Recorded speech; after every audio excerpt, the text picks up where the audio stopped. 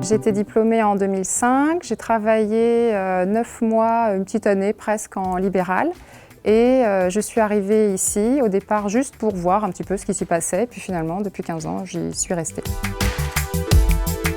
Nous, notre rôle, c'est de prendre soin de nos petits patients pour leur permettre de grandir dans les meilleures conditions possibles, que ce soit orthopédique ou neurologique, de les faire évoluer au maximum pour qu'ils soient le plus autonomes possible à l'âge adulte et dans le meilleur état physique, qu'ils soient bien dans leur corps. On s'occupe de nos patients pour qu'ils fassent un maximum de progrès et qu'ils puissent en profiter dès à présent, qu'ils puissent se déplacer au sol à quatre pattes pour les tout petits, pour les plus grands qu'ils puissent commencer à marcher s'ils ont eu un accident de la vie ou si c'est depuis leur naissance qu'ils ont un handicap.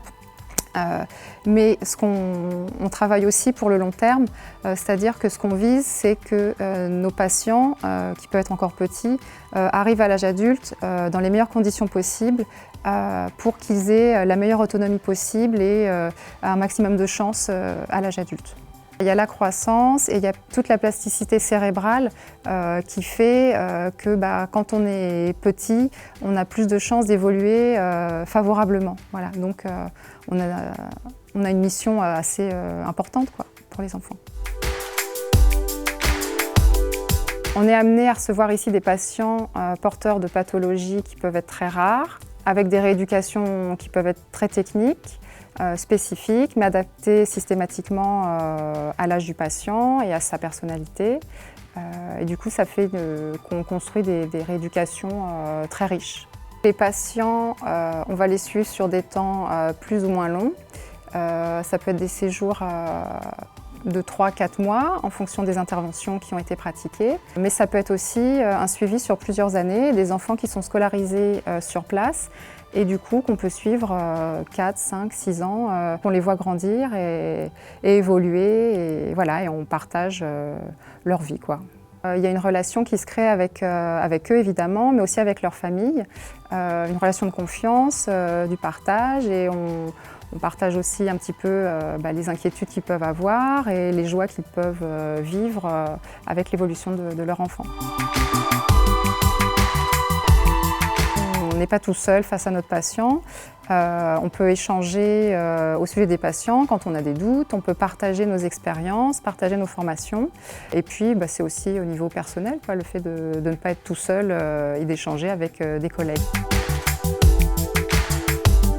On travaille sur prescription médicale ou sur prescription du chirurgien en fonction de ce qui est arrivé à notre patient. On réfléchit ensemble aux objectifs de rééducation. À partir de ces objectifs-là, à nous d'être le plus pertinent, le plus adapté et le plus ludique possible pour que l'enfant adhère à sa rééducation. Parce qu'il faut que les enfants aient envie de venir, qu'ils aient envie de se surpasser, de faire mieux que la fois d'avant. On a vraiment le choix de nos moyens, bien sûr en respectant des consignes post-opératoires. Il y a des délais à respecter, mais on a tout le loisir de choisir ce qu'on fait. D'ailleurs, on voit entre différents collègues, on n'a pas tous forcément les mêmes approches pour les mêmes patients. On est assez autonome dans nos choix de rééducation, avec toute la sécurité de travailler en équipe et du coup de pouvoir demander éventuellement des conseils à nos collègues. Et on travaille toujours avec les médecins, avec les chirurgiens, qui vont créer un cadre quand même dans tout le panel de ce qu'on va pouvoir proposer aux patients. J'aime beaucoup le travail avec les enfants, c'est très riche, c'est très joyeux, c'est très vivant. On progresse tous les jours, c'est varié, on a beaucoup d'échanges avec les chirurgiens, les médecins, avec les familles. On travaille en équipe, je m'y plais bien, mais je m'ennuie jamais. Ma sœur kinésithérapeute, c'est quand même une profession manuelle. Il ne faut pas avoir peur du contact physique. On peut dire aussi qu'il faut quand même une bonne condition parce que on est amené à porter, à soulever, à aider les patients. Pour les petits, on fait des guidages, vraiment pour leur apprendre à développer leur motricité. Donc on est avec eux sur les tapis au sol. On est à quatre pattes, on rampe avec eux, on passe par-dessus les obstacles avec eux, on roule parfois sur les ballons avec eux. Après, au niveau des qualités humaines, il faut être patient parce que les rééducations, ça prend du temps, hein. Les progrès sont parfois longs à arriver. Il faut savoir être à l'écoute de nos patients qui nous renvoient beaucoup de choses. Et puis le travail avec les enfants, faut être assez inventif pour leur plaire, que ça soit varié, mais il faut qu'ils aient vraiment ce plaisir à venir travailler avec nous.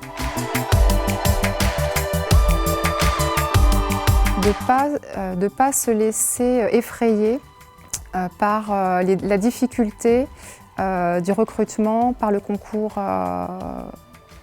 voilà, parce que maintenant c'est le concours avec l'école de médecine. Pas s'empêcher d'essayer parce que vraiment il y trouvera son compte si c'est vraiment sa vocation. Nos techniques, elles évoluent en permanence, nos pratiques aussi, parce que les chirurgies évoluent, les gestes en eux-mêmes, mais les matériaux utilisés aussi pour les interventions évoluent. Ça fait évoluer les délais de consolidation des patients, du coup ça fait évoluer les délais de rééducation aussi. Du coup, la kiné que je pouvais pratiquer ici il y a 15 ans quand je suis arrivée n'est plus la même que celle que je pratique aujourd'hui. On se forme sur place, par l'expérience, par les échanges avec les collègues. Il faut continuer à se former pour pouvoir proposer aux patients la rééducation la plus adaptée et la plus efficace possible. On peut être amené aussi à participer à des recherches cliniques qui vont faire évoluer les pratiques, la rééducation dans les années qui viennent.